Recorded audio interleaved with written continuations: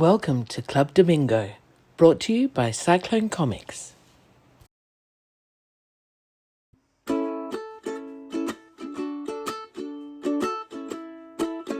Good morning, Tim. Good morning. Cheers. How's it going? Nice cuppa. Good. Just had two or really three slices of sourdough toast with honey on it and for morning tea. And I'm so happy. Right. Well, I have nothing to report. I had some homemade carrot muffins for breakfast. Oh, rock on. Yeah, and a cup of tea. Homemade. Mm. Yeah, It's always weird when good. people says muffins and cakes and stuff and then put fruit or mostly vegetable names in front of them. Doesn't sound real. No. Carrot muffins, can that be right? Yeah, it's just like carrot cake, but they're just little muffin tops. You know, they're great with a bit of butter on them. And you call it muffin top. But that's like carrot cake and carrot bread. You go, really? Is that a thing? Should we be eating that? But anyway, yeah. Anne-Marie makes an amazing carrot cake as well. Carrot can be nice and sweet, but it can also be a baked veggie. True. This is true. Absolutely. Yeah. Anyway, so what's been happening in World McEwen? Anything of interest? That's enough time for you. You're waffling on. I think if I start, because I got a list over here, if I start, we won't get to anything else. So okay. No, well, we were going to kick off like we ended last week by talking about a thing called the Australian Comics Database. Are you going to do some screen sharing? That would have been a good thing to discuss before we got on. Yeah, I've got it all set to go for screen sharing and see if it works. But you are? Yeah, I think so. Oh, cool. Rock on. Fantastic. Well, it's only that I was thinking that I could explain what the database was because Danny Best and myself, but Danny Best generally has kicked off a Facebook page for the database. So there's a bit of interest being bubbling up as to what it is and how to contribute and stuff like that. So the history of the site was that back in the day when I was involved with the Ledgers and the Comic Arts Awards of Australia, which is the National Awards for Comic Book Excellence, I was able to multitask by each year PDF entries would be sent to me to be sent to the judges as well for judging of each year, and physical copies would be sent to me as well. So I had a stream of constant access to comics that were released each year for their long list, for the awards long list. And so I thought, wouldn't it be a good idea to start a database where people can access at least the cover and contents information for these Australian comics that are going through the judging process. So that's where it all started. And then I thought, wouldn't it be a good idea of instead of submitting twice, once to the long list and then again to the website, that people would be allowed to log on themselves and upload their own stuff each year. So it was going to be the submission process for the awards, which didn't happen. But I built the website and the database, and Danny and I have been physically uploading comics manually based on the long list submissions over the years to the Ledgers, to the cars.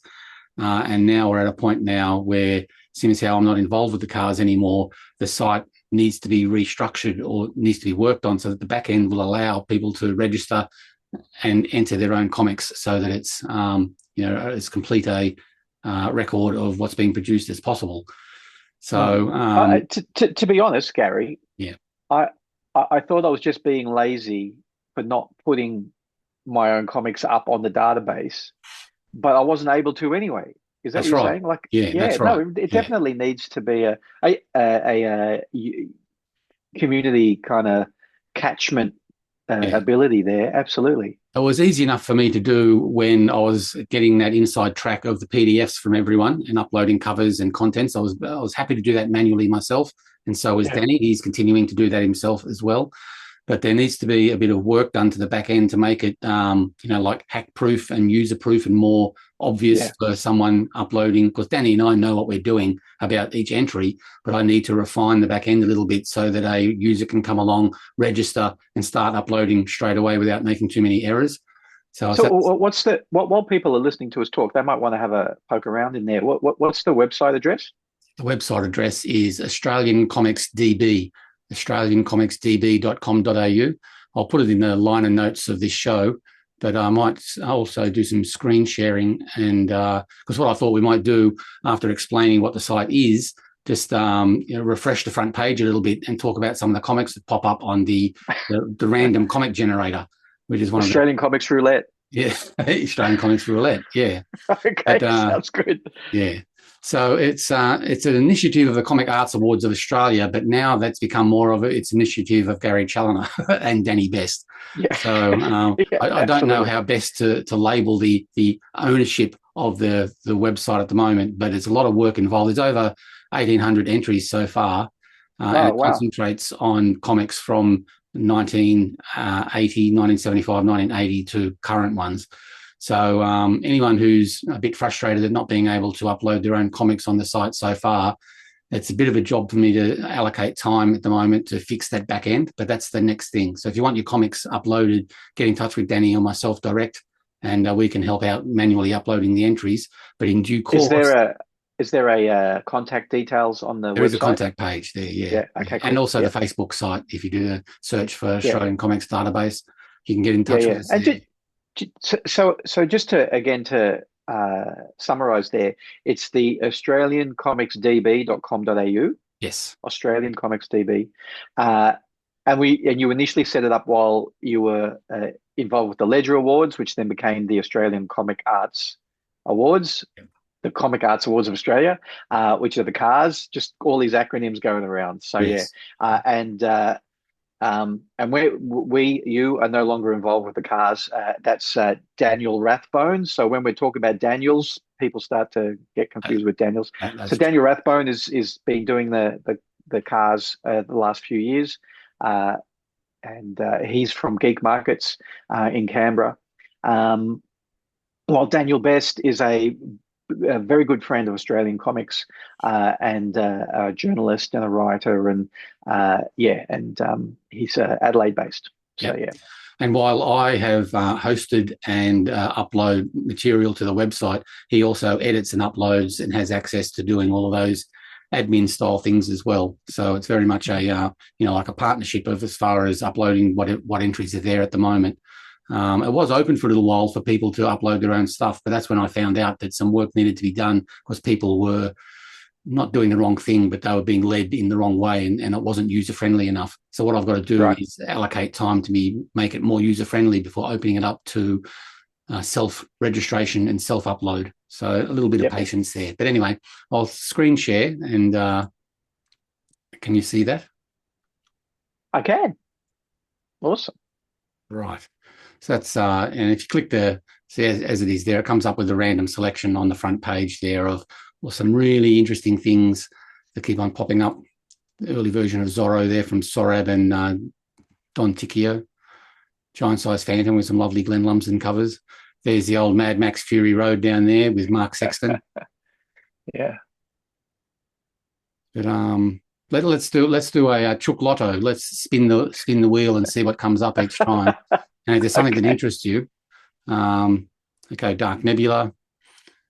Well, there's those awesome Glenn Lumsden covers when he was in his Gillespie, Steranko, Michael Golden crossover period. Yeah, that's a very Michael Golden cover, right? Yeah, indeed. Yeah, lovely.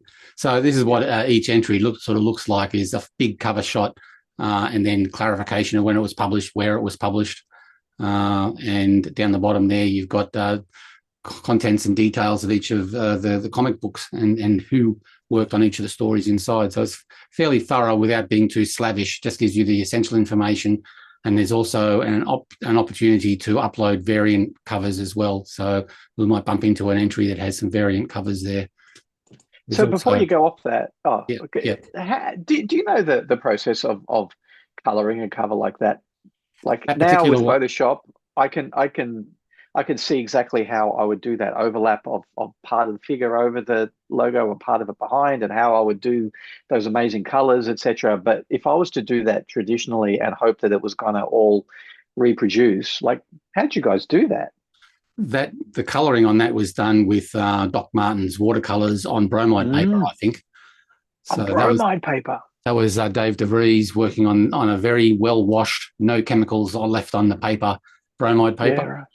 What an interesting process. I think you've said that before, talked about having colors over bromide paper. People who don't know what bromide paper is, it's like a before computer, digital printing, part of the process to get your artwork from your traditional layout on a drawing board with stuck down lettering and an image like this, to get it shot to film, big transparency film, and then have that shot to your metal plates or even your plastic plates. You would often use a bromide camera, which was like a high quality but very black and white camera. That's how you get dot screens on your grayscale photographs as well. But the paper was really kind of weird, semi-matte. A couple of times that I ever really drew on it. I rarely drew on it because it was very expensive as a student. I was still using it as a student. The only times I ever really drew on it was to mark something up with a marker, and it did feel good to draw on, but never occurred to me to use it as an actual art surface. Yeah, and it had to be well washed because the paper was, in processing a bromide, it would be washed through a bath of chemicals. So, and it would wash away a certain amount of the chemical on top that would reveal the black line. So it had to be rinsed really, really well to take other medium like watercolors or markers or anything like that. My first job was standing in a bromide camera room for hours and hours and hours at a time, shooting ads, and like so. It would be resizing, and the camera was the size of a not dining table, but a work table. It was huge. And it was very high. You'd have to stand on the stool to look through the camera. And it's hard to explain. Look it up. But a big lid would come down, and you have to vacuum seal. Yeah, that's right. Exactly. It's a high precision sort of thing. And it's hard to it's hard for me to not still want that precision when I scan my artwork on my Epson scanner over there. I'm putting pieces of cardboard on top of the paper to try to make sure it's flat, so there's no kind of undulation in the artwork where it'll be a little bit out of focus, and therefore the line won't be right. So this would do away with all of that. The vacuum sealing, all of that. Can you see? Yeah, that would have been cut in on the film on. Right. So that wouldn't have been Dave doing that. That would have been the neg prep guy. So we would have supplied them flat art with the type in place, and they would have dropped in the figures. This, I know for a fact, they come from Kalu and The Year's Most Shocking Tale. That was on the original artwork. So that's why it was cut that way. But I think this here up by the hands was cut in at the neg stage by the plate maker. Yep. And there'd be like a markup on an overlay saying what colour the word dark would be, and et cetera, et cetera. Yeah. Oh, old-timey stuff. What else? That was the first one. Okay, next to Coral and Mackenzie. This is going to take a while. Anyway, anything there that Coral and Mackenzie, by just bring it up to remind me. The creator of that was at Adelaide Paper Cuts. Claire Murphy. Claire. Oh, they were both there actually. Edward and Claire. Yeah, Claire's the visual artist. I've forgotten that Edward had written that, and their husband and wife. Right. But they're super cool people, and they were sitting across the way from me at Paper Cuts. And Claire, for the last, I reckon, good 6 months, maybe more, has really become enamored with printing on fabric. So she was one of the people in one of the that was the textile lady. Yeah, right. Yeah. And she had like a shawl or a wrap with a comic on it, which she sold out of. Cool. So and a lovely kids story there. We're not going to go through all of these. No, we're just going to generally Operation Funny Bone. Do you remember that? Oh my God, yeah. 2005. Yeah. Then some early Dean Rankin. Yeah. Picasso Dean Rankin, where he had like Picasso eyes, or flathead fish, or whatever. That's right. Where their eyes are on both sides, on one side of the face. And are we going to talk about Dean some more later on in this show? Are we? Oh, we are. It's on my Yeah. list of things if we get to it, for sure. Yeah. Okay. So Operation Funny Bone, and it was printed. It was quite a thick anthology, landscape anthology, as you can see, but it was on very thin, glossy paper, and it was like a glossy phone book kind of feel to it. It was all floppy, and because it was such thin paper, it was pretty thick and had a lot of content in it. Yeah. Were you in that? I don't think so, no. But it was I don't think I raising was funds either. for some medical institution, I think, or hospital, I think. Yeah. Is it Say There, Peter Mackie? I think it was. I think so, Um, yeah. yeah. So anyway, It's nice to see Killaroo on things like that, the longevity yeah, of Killaroo. yeah. The great issue 1, Pulse of Darkness. Yeah. Oh, what's Oh, this? Oh, that's one of 2007, the flip book. What? Yeah.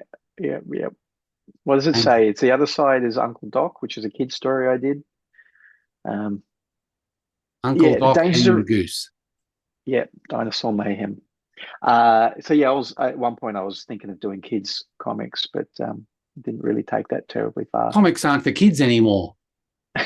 That's right. That's a great mosaic that comes up like that. It's such a wide range of eclectic stuff there. Frankie Lane's Comic and Stories Done to Death #3. That's a great cover. Yeah. 1988, Bizarre Comics. In fact, it's Cowtown Comics. 88. Yeah. So these entries can be edited if they need to be updated or brought more in line with what we couldn't actually divulge from the comics themselves. So again, if you're a publisher or a creator who's been involved in any of these things and the entry is incorrect, get in touch and we'll update it easily. At one point, I was trying to database my Australian comic book collection, along with my own, along with my international American English comic collection, and the little bit of the Australian comic collection I had done, I output as a spreadsheet, I think, and handed it over to Daniel Best. So I'm pretty sure a lot of that is in there as well. A lot of my old stuff is in there. The Grot was a great series by Pat Grant. Have you seen the proof of concept little piece of animation for the Grot? No, I'm sure it's amazing. It looks incredible. It's only like 10 or 20 seconds long, and it's up on the website of the animation company. What's the name of the animation company? But looks really cool.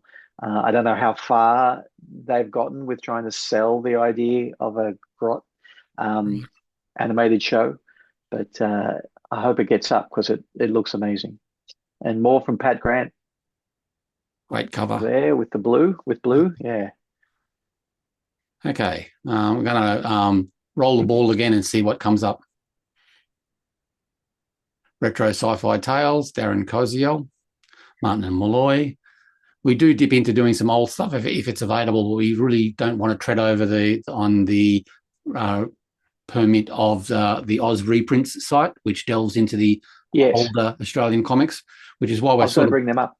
Yeah, which is that's why we blocked in 1980 or 1975 to 80 onwards to modern times to sort of make sure we don't stomp on that resource as much and overlap. Yeah, okay. Have you got a period like an Australian comic book that tends to mark the beginning of a modern era or no, I don't. Probably what Gerald Carr was doing, but there was also another one around at the time called Outcast that was it was like a heavy metal. I don't think it was one issue, but that sort of sticks in my mind at coming around at the same time. And is that in there, Gary? Is Outcast in there? I don't think so. But it was supported by Angus and Robinson, I think. Yes. The book book chain. Yeah, there it is. Yeah. So that for me is like when I was trying to collect every Australian comic ever published, which is a fool's errand, obviously. That was my kind of that was the point. I would not go any further back in history because they were starting to get too expensive. And but yeah, that was amazing looking piece of work. Have you got there listed who was in it? So probably names I don't really recognize. Peter Ford as a writer. Trevor Weeks is familiar. Yeah. Greg Taylor, Luciano, Trevor Weeks. Yeah. I think it possibly suffered, in inverted commas, suffered from that thing that often happens where is they get a great illustrator and say, you're going to draw this comic story. And, as an illustrator, that doesn't mean you know how to do visual storytelling over sequential images and pages. Yeah. But my memory of it, I picked it up I'm pretty sure I picked that up at Comic Kingdom in Sydney, was, wow, what the hell is this? And it was already an old issue by the time I found it buried in Comic Kingdom, which was often the case. Yeah. And 1980 was actually later than I thought. It was released in 1980. I thought it was released in 75 or, like a couple of years earlier. Because the other marker comics that were released were the Richard Ray early superhero stuff that he did as well. True. So anyway, that was Outcast. So if you go to an entry, you can just click on that to go back to the main site, and we'll roll the ball again and see what we get. There's Talgar, the fairly recent one there, Talgar number 2. Oh, Diabla. Marcelo. It's such a lovely trip down memory lane with some of these things. There's the ever-popular Sluggish, and, of course, Detective Budgie from the New Breed, the New Boys floating around. And there's Star Heroes. Richard Ray's just one of those comics you were just mentioning. There's Action Tank, which you were mentioning last week. Yeah. And Fortress, which we mentioned last week. Yeah, love them. And I love just doing the random, DV was a great Australian anthology. DV was incredible. Yeah. Again, 1980. Star Heroes. There you go. Yeah. Captain Oz, Dark Nebula, when it was being done by Richard Ray, and Tad was involved with getting all that done. Yeah. So I can't remember that there was a couple of things that he did like this, Star Heroes, and another one. I can't remember what the other one was.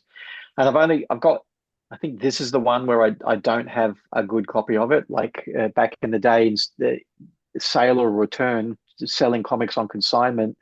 If the comic didn't sell, the newsagent proprietor would tear off the masthead and send the masthead back to get their money back on it.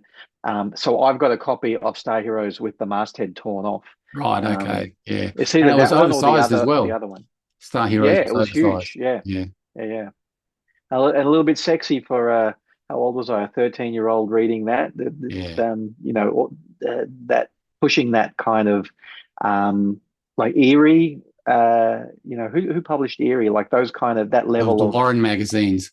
Yeah, Warren, that level, Warren. I think because some of the artists involved, like Hal English and Tom Sutton, were doing work for, Hal English didn't, but Tom Sutton did some work for Creepy and Eerie and the Warren horror stuff.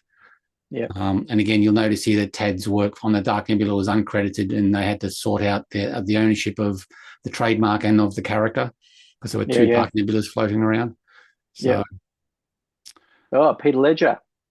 Peter Ledger, Peter Mitras, Tom Sutton. Whom the Ledgers were named, Sean McManus. Yeah, some pretty amazing names through that. I mean, Tom Sutton is incredible, but Sean McManus. Glenn Ford. People who were working for the international industry as well as Australian industry. Yeah, Glenn Ford. Yeah. So, quite a cast of characters, and that's just the artists.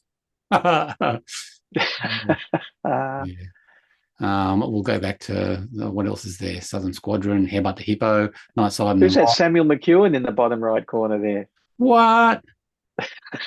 Is he any relation? Oh, to me, yeah. That's my son. Yeah, bloody McEwens, they get in everywhere, don't they? He actually got paid to draw comics for, I forget how long it was. Was it a year? Was it 4 months? Something like that, for a local alternative lifestyle magazine here in Sydney, Happy like a print magazine. Yeah, Happy Mag. And he would do a page per issue, and then he collected them here. And it sells. I'm pretty sure he probably still sells this at his table whenever he's got a table. But he's a little bit braver than I am, and good on him too, because it worked really well. He did a whole exhibition based on that to to launch live from Happy Studios in a local little gallery here. Every page was on the wall as well as other stuff. Nice. And, I love that. Yeah, that's great. Yeah. Oh, there's been some nice Key graphic Fighters. design. I've never got a copy of Key Fighters. That's just because I forget your names, everybody. Kiddies at home doesn't mean I don't know who you are. Just terrible with linking names in my head. Yeah, Nice Tom Tongue. Yeah, from 2018. Apparently, that's a nice design. Yeah, oh, it's very cool. He's got a thing for like the Power Rangers and stuff like that. So this was like his thing related to that sort of thing. Well, the notes actually say that it is inspired by Japanese action shows and Western indie comics. Yeah, that would be a bit sad. I don't actually have a copy of that. So Tom's the one who does the daily one panel on Instagram and missed that day that one time, and we chatted about that. Yeah, that's a nice cover. I enjoyed that when I saw it. Ah, yeah. Amazing.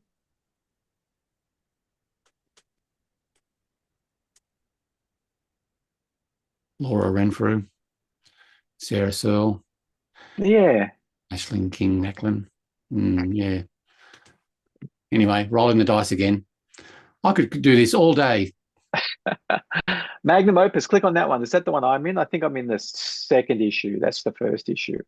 That was even got Jason's name written on the front, Jason Paulos, who you can spot a mile away back then. Who did the graphic design for this? It was Jason Paulos, absolutely. You could tell. Yeah, indeed. Yeah. But in America, Des Waterman, Steve Carter, Don Ticchio, they all need to be arrested. Exactly. What's Don doing amongst that bunch? Keeping his head down, I'm sure. Yeah, I'm sure. Yeah. He'd have some stories to tell because he'd probably be the only one who was still compos mentis a lot of the time. I love Des Waterman's stuff when he was doing stuff for mags like this and Fantastique, etc.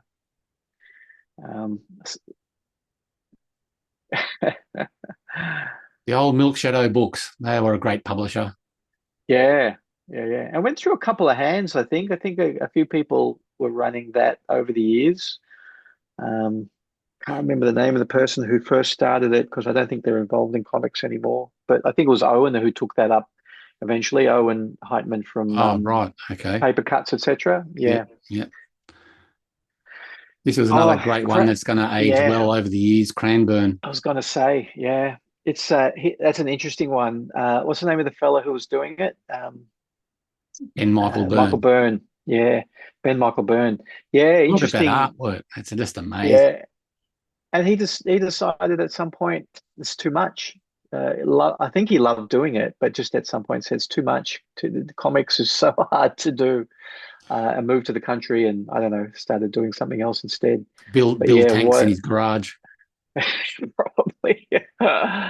Amazing work, Cranbourne. There's when you look at something like this, you do kind of hope that all of this stuff is actually at the National Library. You hope that everybody has actually put their one copy in the National Library because it's the material is incredible. Yeah, that's right. Another amazing cover by Franz Cantor. Yeah. That was for a series of adaptations that was included with the DVD or Blu-ray release of these Australian new wave cult films. Ozploitation films. Yeah. Nervous Breakdowns #5. I might have been in that one. Let's do a search for Tim McEwen, shall we? Nervous Breakdowns #5, October '93, $3.50. Yeah. Cheap at half the price. And good old that was a good answer. Oh my God. This was an interesting one. Comics as educational material. Taylor. About the what is it created by what's it about? Invisible War. No, it doesn't give us any information. It's like there's a narrative where we're following this wartime nurse on the battlefield hospitals but that narrative is to introduce us to the illnesses that the soldiers were getting, the diseases that they were catching, etc. And at that point, we were also following the disease through the bloodstream or the gut or whatever, and having quite graphic, which would be cool for the kids. Quite graphic illustrations of what the disease was doing inside the body as well. It's a really cool idea and very well pulled off. Yeah. Yeah, good on you, Ben Hutchings. Yeah, I believe it's won numerous awards as well. I think so, yeah. Once you get that crossover, awards are quite the, a little bit easier, not easier to get, but you know what I mean? Like once you have that crossover and people who don't normally look at comics are looking at them, it's very useful, I think, to get the idea of comics out further. Cyber Swine with a Matt Hatton cover. Yep. Matt Hatton, who was instrumental in making Cyber Swine look a lot scarier than it started off being, which was much more like Disney television animation. Yeah, it's interesting. The corporate design of issue 1 changed very quickly over the years from its fairly rudimentary beginnings to quite a slick corporate look. Yeah. Max Autohead, Matthew Hatton. Even down here, it's very nice. Yeah, I don't know who was doing the design at that point because it wasn't me. There was a little while I was being billed as art director, but really I was just doing typesetting and getting it off to the printer for them. But yeah, whoever took over at that point knew exactly what they were doing. Was it Black? Is that his name? Stuart Black? No. No. No, well before Stuart's time. And what do we got here? Roll the dice. What do we got? So Universe Gun, one of my favorite Australian comics ever. I love it so much. Have you read it? No, I have not. Oh, I love it. I'm pretty sure he's got it as a single volume now, maybe a couple of volumes, because I think it was a 12 issue maxi series. But if you were ever, I kind of looked at it as being all of the great things about Claremont's X-Men and the disco era of Legion of Superheroes, and turned up to 11 for adults, and it was so good. I love it so much. So Mike Cooper, aka Dr. Mike 2000. Yeah. Who I don't think is making comics now. I think he's not had enough, but that was a very big effort to do 12 issues as quickly as he did. Oh my God, you're picking out all my favorites. We've got very good taste. So I don't know who did the cover, Jason Palmer, but the interiors were by Michael Dutchkovitz. Such good work. Very cool. We've talked about notes down here are interesting. According to the introduction, Bruce Jones and Steve Jones teamed to provide artwork that became the layouts for Michael Dutkowicz's full color finishes. Only 2 of the pages were inked in the traditional style. The rest of the story appears to have been colored from pencils. Yeah. I think it was a little bit later. Has it got the title of the story there? Memories Left Behind. I don't know. In later issues, Dutkovitz Michael was the whole thing was just in pencil, pencil illustration, colored pencil to color it, and man, what a job! Oh, to click on bucket stump number 3. Where's that down there? Right. Yeah. Do you know that that's not the cover? That is the cover, but it wasn't supposed to be the cover. It was supposed to be. Yeah, I mean, you make fun of me when I'm wearing a T-shirt of my own design, and you go, "Oh, I could see a typo on that." Can you imagine picking up your 10,000 copies or whatever it was? It would have been at least It would have been at least 5,000 copies, and finding that the illustration that was supposed to be the back cover has ended up on the front cover, and the front cover is on the back cover. Oh no, I didn't know that. All of the dressing is there, correct? Right, the comics summer 1993, etc. All of that was put in the right place, but I'm pretty sure that's right. But someone actually did the work on the balloon there to cut it over the logo. That was nice. Yeah. I'm pretty sure that's the story. Next time I speak to Mark, I'll have to double check it. Yeah.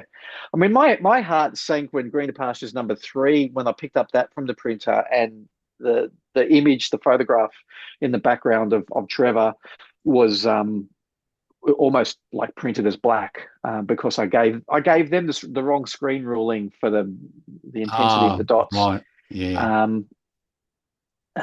So yeah, I can only imagine what that would have been like, having the covers reversed like that. That's the one I'm in. Look Surely at that. there's my name. Yeah, I think your that's name. Michael and my first printed collaboration. Oh, Story called "For the Love of Cockroaches." for the love of cockroaches. There it is. Oh, for the love of roaches. Love of roaches. There you go. I did after doing that, I was halfway through penciling a Harry Houdini story that Michael had written, and left the artwork on a train station, town hall train station. Oh, no. I know. It was very expensive paper as well.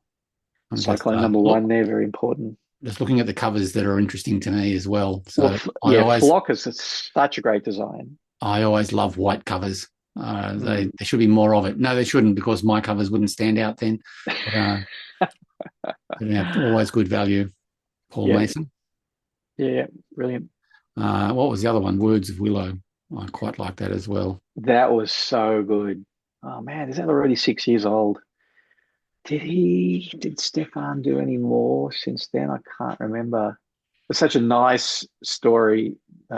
Really, and from memory, really played with the art form of sequential of comics. Right. Yeah. Something you can't really do. You'd have to really almost 1,000 views. Wow. Oh, amazing! I haven't been checking that. Oh, don't tell me that. Now I'm gonna Google myself to see how many views my stuff gets. What's this? Tell us about this. Yeah. I don't know anything about it. Oh no, you tell me about that. No, that's Dave Heinrich. What a troublemaker. Football. Yeah. Comics. Surely the one-shot history of football. Interact. Dave Heinrich. No. I think Dave did it. Officially licensed by the AFL, reportedly the highest-selling Australian comic book of the 1990s. Wow, reportedly. That's a big call. It is a big call. 1992. Anyway, Champion Comics. There we go. Cool. Well done, Dave. Oh, there's Greener Pastures, 7.5. Yes. 596 views. What the hell? Wow. Really? That's really great that you're getting so many views on the site, though. Really cool. Ozcon 6 award winner, favourite character, favourite writer. What the hell? Anytime anybody decides to start like reading through that, like, shall I tell you the story? We were on we being Michael and I and Greener Pastures were on Cheese TV quite often. Cheese TV being the Monday to Friday. That's the one. The Monday to Friday cartoon show on Channel 10. We were on quite often. And the year that we were nominated for, I don't know, 5 Ozcon awards or whatever, Jade Gatt was doing exactly what you did. 5 awards. And I said, yeah. And I listed them and he said, wow. And one of them was favorite front cover. And he did he mistakenly did a spoonerism of front and cover. So can you do that spoonerism? Because I'm not going to say the words on the kids show. And we just continued to tape because it was all pre-recorded. So if you don't know what a spoonerism is, that's where you take the first sound of 2 words and reverse them to the other word, right? So Gary Chaloner would be Charigalliner. So front cover. So he said the C word on kids television. Yeah, nice. And I'm sitting there going, did I hear that? And they're all sitting there going, did I say that? And the producer who's on the floor with us is going, just hang on a second, guys. And she's listening to people in her ear and she's going, no, I think we're going to let that one go rather than record it. Everything else was so good. So that's on a YouTube My Right. YouTube, not the Greener Pastures YouTube, but my YouTube. That's on there. The first ever C word on children's television in Australia. This was nice artwork. I enjoyed that cover a lot. Oh yeah. Nice. They're still making comics very slowly. I'm on Jennifer's email list, and they're making other things as well. But yeah. Point Blank is always an interesting cover there that catches my eye. Is that who's that? Point Blank. Who's that by? Oh, I've never seen that. That's a great cover. 6 Crime Stories by James Killian and Alex Bennett. Who's that? Have you heard of that? No, who put this up? That was I put that up. That was a Ledger's entry. Really? Oh, 22. Oh, how did I never see that? That's amazing. A self-published collection of 6 short crime stories starring losers, scammers, and contract killers who have one thing in common: a march towards bad choices. Sounds right up my alley. Yeah, it sounds amazing. I hope they're making more comics because that looks like it's the goods. All of this stuff is usually such a strong start, and then they go, "Oh, comics are so hard to make. I think I'll just be a graphic designer or an illustrator or a motion graphics designer or something." Good old Ashley Wood. Yeah, early mainstream Wood. Yes, mainstream Wood. Mainstream Wood. Yeah, Rene Feitzer. He's pumping these out at a pretty good clip as well. Yeah. And it's a nice, easy solution for having a complex line work background that might clash with your masthead to actually put a bit of white fade behind there, just enough where you can still see the background character, but also pumps the masthead forward a bit. Yep, pushes it forward. Yep. Very nice.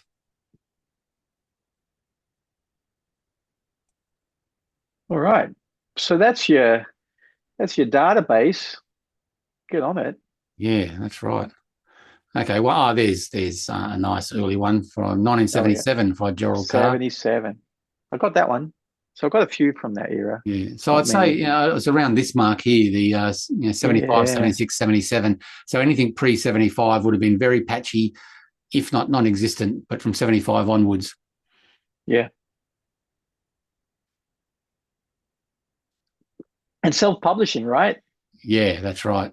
Yeah. People, including myself, you go, "Oh, self-publishing is such a modern idea," and boy, oh boy, people were doing it. Oh, there's the Power Company. Who drew that? Power Company number 15. Oh, who did that? 650 views. What's this? Chaloner. Who is that? What's a Chaloner? Chaloner. Yeah. Anyway, there was another one that very nice work. You've been selling pages from that recently, right? The last 3 pages went to Dean. Oh, rock on. That's another good series. Dean Rankine? Yeah. Mm. Oh, nice. Nice Ben Sullivan art there for... Gosh, Ben can draw anything, can't he? He can. Okay, I'm stopping screen sharing. That's enough for this week. We might do that again if it's popular enough, just doing a random sampling of comics from 1975 onwards. That's very useful. Have you ever looked at Future Lutruita? No, tell me. I was going to ask what that one is. I'll have to. Yeah. It's an anthology by That's Lee from Rigozzi, out of Tasmania. I was going to say it came out of brilliant. Lucy Adelaide, Icky Brothers, Dane Chisholm, Richie Singler, Jess Fodor, Andrew Harper, Timothy Hodge, Aaron Linhart, Georgia Morgan, Tom O'Hearn, Nadej Philip Janin, Kate Rich, Lee Rigozzi, Joshua Rowe, Joshua Santo Spirito, Shalene Shajith, Tony Thorne, Bethany Van Rijwick, and Tricky Walsh, all local artists in Tasmania. Wow. That's lovely. Tom O'Hearn. I love Tom O'Hearn's stuff. It's so kind of out there. And Tony Thorne, one of my favorite Tony Thorne ever. I first time I met him, he came to Mona while I was on the floor saying to people, "Don't touch the artwork," and he brought along his sketchbook with him.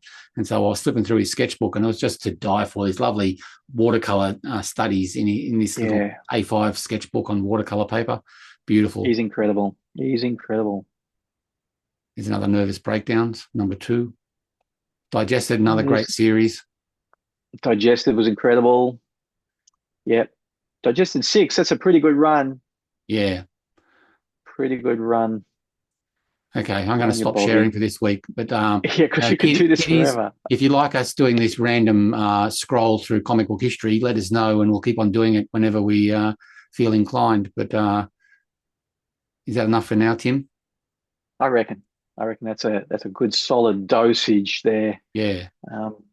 Nice. And it's like, again, for the kiddies who haven't always, been as invested in Australian comics as you and I have been, or for as long as we've been, it's probably a bit of an eye opener. And the fact that there's possibly, how many entries did you say? 1,800, something like that. It's only scratching the surface. That's right. It's only scratching the surface. It's crazy. Yeah. Of course, it includes anything. It includes anything from web comics to mini comics, photocopied, right through to graphic novels and high production stuff, oversized minis. You name it. It all belongs on there. Yeah.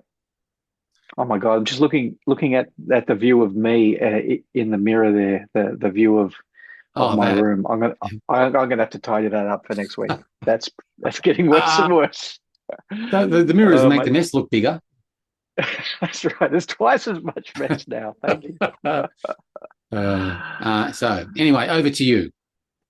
Yeah. All right. So, what will I talk about? Okay. Yeah. Let's talk about that. So, again, one of the guys I'd say that have been in the trenches with us for quite a long time, Adam Gillespie. I don't know if you know Adam. Yes. Yeah. From Adelaide. From Adelaide. And I had the pleasure of chatting with him quite a bit while I was at Paper Cuts as well. His Instagram is atom_Gillespie. And he's doing a thing at the moment. He's doing an Australian spin on an American month, illustration challenge month. So October is often Inktober for a lot of people, and for whatever reason, people have decided that October is the month where, well, let's not do Inktober, let's make up our own thing. So I've actually seen quite a few things like kayfabe. There's a kayfabe one being done as well, and I can't remember what else, a monster one being done by somebody. But a name that I've mentioned quite a few times on the show, Jamie Jones, who does Spacao in America, and I think his Substack is really an interesting one to look at as well. And he's made a little cooperative around him and other comic book artists there, trying to strength through numbers, that kind of thing. So somebody that we speak about a lot. But he's one of the, I do anyway. He's one of the main forces behind a reasonably new convention in America called, I wrote it down, Indie Comics Creator Con, ICCC, ICCC. So Indie Comics Creator Con. So it's very much indie related, and it's also very much about the creators. It's almost more like a conference for the creators, although the public is obviously very welcome as well. Right, okay, yeah. And I forget where it is. It's not like New York or any of the largest cities, one of the smaller cities in America. But it sounds like it's doing really well.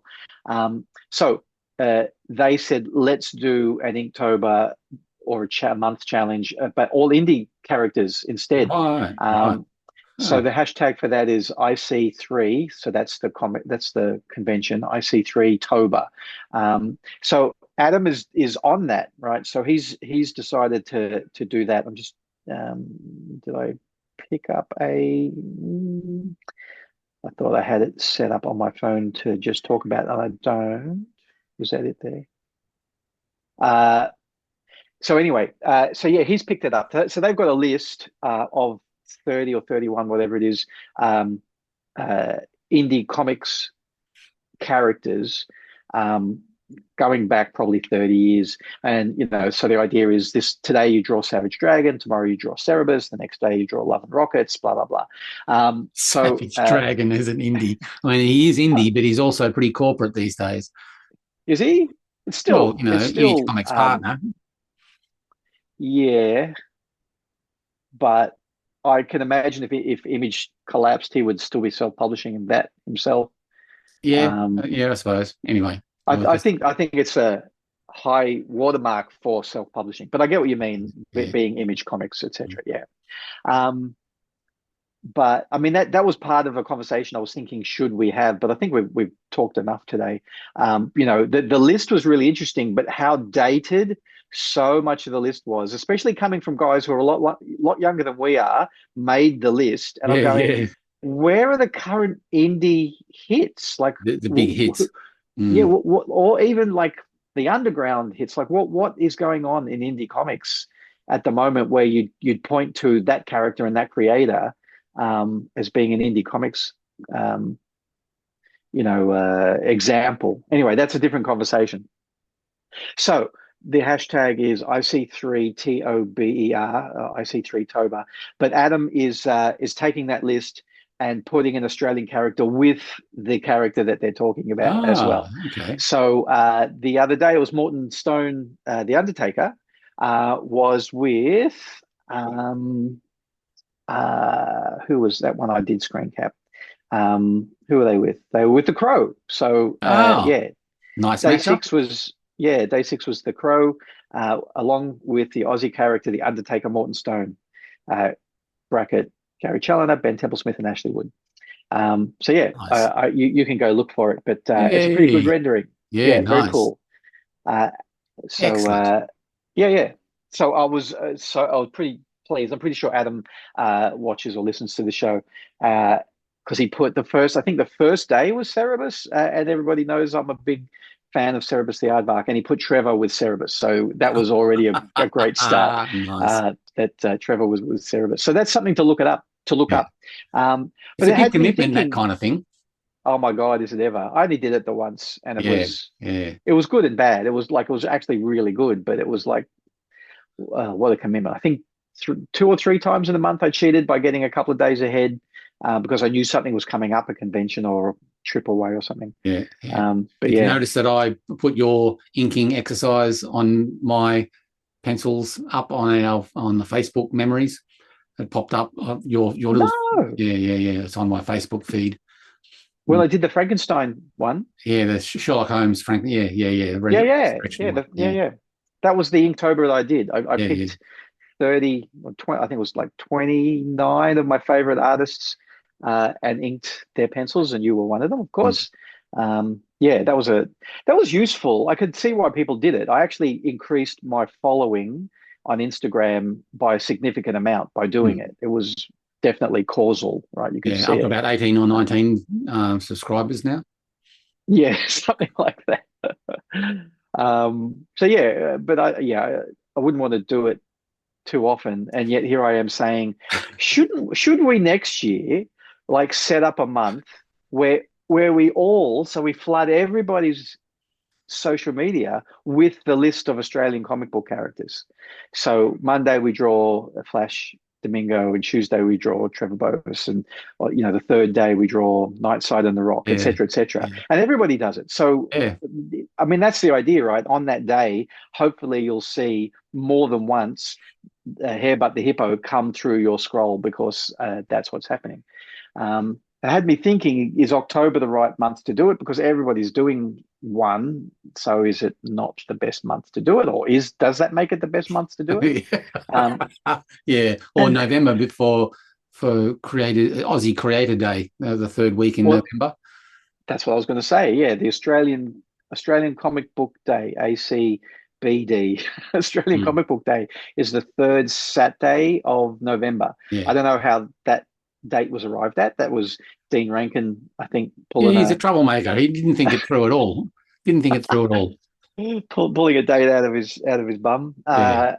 Interestingly, this year, Australian Comic Book Day in Sydney, Scamp is on that day. So I don't know if they're going to do anything to make it cross over, but that date is cool. Is when Scamp is on. Cool. But I was thinking, do we make it Australian Comic Book Month and do it that month? And then I was thinking, is that too late in the year? Everybody's like, the conventions are all done. So why are we telling people to buy Australian comics because conventions are all done and they still need to buy stuff even in the off season from our web stores? Yeah. Okay, maybe. So maybe something for someone, not you, not me, to I was organise going for to next say, year. who's going to organise this? I'm gonna hit up. I reckon I'm gonna hit up Adam and say, make a list of the Australian comic book characters. And again, do we split it half being historically long standing characters and half being what's happening now? Because that was an interesting part of you bringing up all of those random comics on the database. Is like when you brought up the Funny Bone one and the cover. I'm going, who on that cover is still making comics now, right? Because it is a hard slog, and people do come and go. So, out of the people who are making comics now, who do you choose? Do you think they're gonna, stick around Interesting for the question. long term? Yeah. So I thought that's an interesting thing. So hit up Adam Gillespie's Facebook page or Instagram handle, Atom_Gillespie, Killespie. Not his real name. Not his real name. His real name is Adam Gillespie. So yeah, have a look at that. I wanted to quickly mention that even though I did the shout out and told you all to go to Matt Chapman's signing, where he was signing the Lorcana cards, the Disney card game cards, and to take a copy of Greener Pastures Extravaganza #1 with Matt's Boo-Boy's guy. Nobody did. So I wrote to him, I said, did Boo-Boy's guy turn up? He's going, I haven't thought of Boo-Boy's guy for 30 years. So no, it sounds like nobody turned up. Yeah, stop being a tit. Just quickly, upcoming stuff that I know about, and I don't go trawling the net to try to find everything that's coming up, but I know that coming up is Geek Markets in Wollongong this weekend. So Geek Markets in Canberra is always very well attended, well put together, free to enter, artist alley type show, although I think, as I've said before, Daniel Rathbone is trying to expand into being a little bit more like a convention.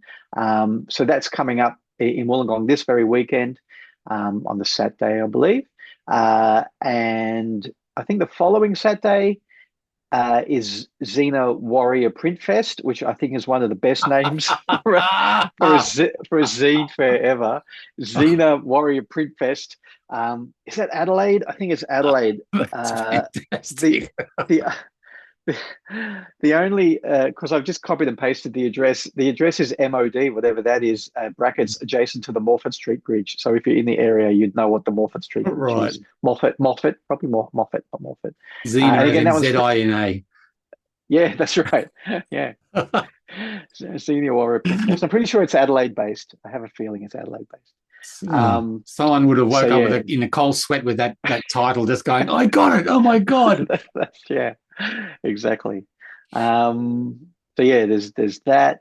Oh, and you see, we mentioned the it's almost like he who should not be named, but we've said Dean Rankin's name several times already today. How many more times do we need to speak about that?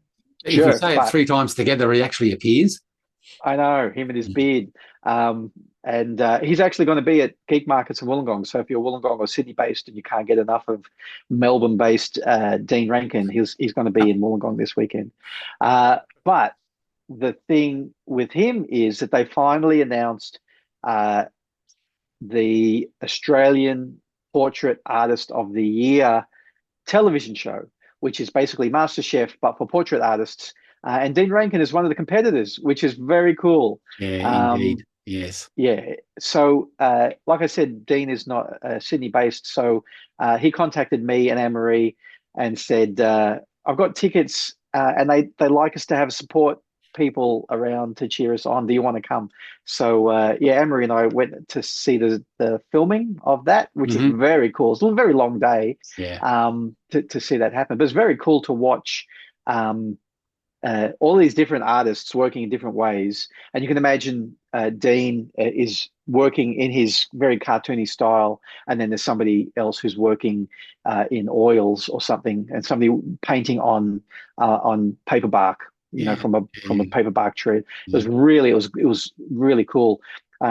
When Dean told us he was going to be on. I looked at the English version because it's an English show. I think it's like, I don't know, in its 500th season or something. It's like very successful there. So it should be cool to watch, I reckon. I don't know what episode he's in, but watch from the beginning because I think it's cool. Right, okay, yeah. Is it a set of artists going through multiple episodes, or is it a set of artists per episode? It's a set of artists per episode. Oh, yeah, it differs to MasterChef in that manner. In that, was it 3 or 4? I think 3 or 4. Was it 3? Anyway, let's say 3 artists painting somebody sitting for them. And there's 3 sets of them happening at once. So 3 celebrities with 3 artists per celebrity, all happening at once. And you've got, I think it was something like 4 hours to do it. And then the winner from each pod, I think the winner from each pod then goes to a semi-final, something like that. Yeah. And then there's a semi-final, and the winner from each pod goes to the grand final. I'm pretty sure that's how it went. Right, okay. Well, good luck to Dean. You don't want to so interestingly, yes. Interestingly, Dean's not the only comic book artist there, and I didn't realize this until I was watching the ad for it. Yeah. So Ben Brown, who goes on Instagram under Mental Ben, very well known for his music gig posters, not mostly, but I think most famously for Frenzel Rom. But he's done comics in the past as well. So I didn't realize he was in it. So again, really great reason to watch to see what Ben pulls out, Ben Brown. And a woman that I used to work with in a completely different job, Amanda Wee. I think that's how you pronounce her last name. I think it's Oei, something like that. She was there the day that we were there with Dean. So, and she was making comics as a bit of a side kind of hobby, not terribly seriously. But her artwork is really beautiful as well, and her portraiture is incredible. I continue to follow her on Instagram since we worked together, and anytime that she did a portrait on her Instagram was just amazing.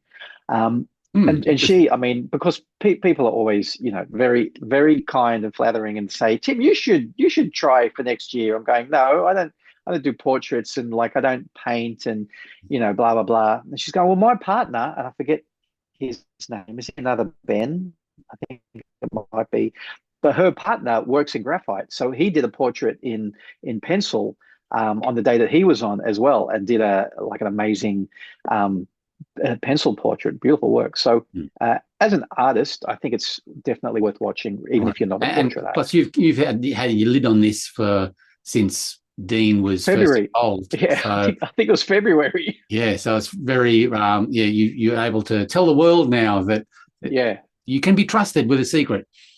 That's right. Look at me. And I keep on saying the day, and that doesn't mean that he only got one day to be filmed. Maybe he got filmed more than once. Maybe he only got filmed once. Same with Amanda, same with Ben Brown. Who knows how many days there are, moving on to another, final or whatever. So that I'm not giving that away. Who knows? So yeah, well worth watching. And speaking of TV shows, last week we were talking about Strip Search, and I made a point of watching all of that first and only season of Strip Search, the Penny Arcade show. So you watched the whole thing? I watched the whole thing. I binged it. Oh, brilliant. And did you enjoy it, or did I talk it up too much? I enjoyed it for what it was. I saw it being pretty clunky as a proof of concept. Yeah, like there were a lot of physical challenges that I thought were, like the ping pong challenge was a waste of time and stuff like that. But it should have been more strip based, like character design, do test strips, all the stuff that they did for their final the project that they pitched to them. There should have been more of that across the earlier episodes, but it was quite interesting. It was very interesting. Which was, for example, that ping pong one was definitely for the Penny Arcade fans, because they got to see all the Penny Arcade people that they're already actually fans of the people who work, in Penny Arcade in marketing or whatever. Yeah. And I looked up the winner, and she is now in animation, being an animation director for Animaniacs from a couple of years ago. So you're giving it away though. You like spoilers. Oh well, it's on YouTube for how many years now? Yeah, true. Anyway, Yes. I thought there was a lot to take away from it, but there was also it needs to be workshopped for to weed out what doesn't work. Yeah, yeah. It was definitely guerrilla filmmaking. Yeah. You know, I think that was the one thing I didn't say last week when I was talking about it, the fact that there was a social exercise as one episode followed by a art challenge followed by the elimination. Each one of those was filmed in a day. Like all three of those were filmed in one day. So 3 episodes, they shot 3 episodes per day. Yeah. You know, a morning session, an afternoon session, and then the nighttime session, and then that was 3 episodes. So it was pretty full on. And if I forget how many episodes there are, was it 12 or 20 or? It was more like 20. It felt like 20. Yeah. So if there was 20 episodes, they probably shot it in like 2 weeks. Yeah. So yeah. The most obvious thing wrong with it was that it was reliant on the personalities of the creators, not necessarily the Penny Arcade guys, but the actual cartoonists that were participating, and a lot of them weren't strong in front of the camera. So you had to. It was a lot. Let's just leave it at that. Let's just say that they needed more screen time in front of the camera to know how they're going to get edited together. Well, one of those guys was Mackenzie Schubert, right? Mackenzie was terrible in front of the camera, but I followed his work for a very long time after watching that show, and his work was absolutely incredible. And as somebody like you who's pretty cutting edge with web, trying to integrate web to your comic practice by doing web comics, but also you did a webcam for a while and all sorts of things. He did lenticular comics for a while, lenticular comics, where the image would shift depending on where you put the mouse, and that's cool to look at. But then sometimes he'd also do it so that you could see what was hidden, or to do a cutaway, or and his design work is amazing. He designed that board game Secret Hitler. So that kind of gives people who know of that game. It's beautifully designed, and typography is incredible, and his color sense is really interesting. And so he's somebody that I continue to follow now, and really annoyed that he doesn't make more comics, because the few comics he made I bought. Salmon Run was one of them. Really, really interesting stuff. So yeah. When was Strip Search made? Was that 2016 or something, or was it earlier? That sounds pretty right. I don't know. Off the top could have been 2006 and it could have been 2016, but I think it was around just before COVID, a couple of years before COVID hit. But it was an interesting experiment, and I thought it succeeded more than it failed. And it was fun seeing the whole reality show through a comic book lens. It was all very interesting. So anyway, Tick done that, and recommended if you don't have anything to do on a rainy Saturday afternoon to watch an episode or two. And it does get you, it is addictive, not heavily addictive, but it is addictive, where I wanted to see each episode and I wanted to see who fell by the wayside and why. That's the nature of it, to come back and see who gets there. Yeah, and there's some great twists and turns in it as well, which is cool. Okay, I think that's enough for this week. Oh, it's got to be, surely. Kiddies are sick of listening to us. So say goodbye to the kiddies. See you, kiddies. See you next week. All the kiddies at home. Bye.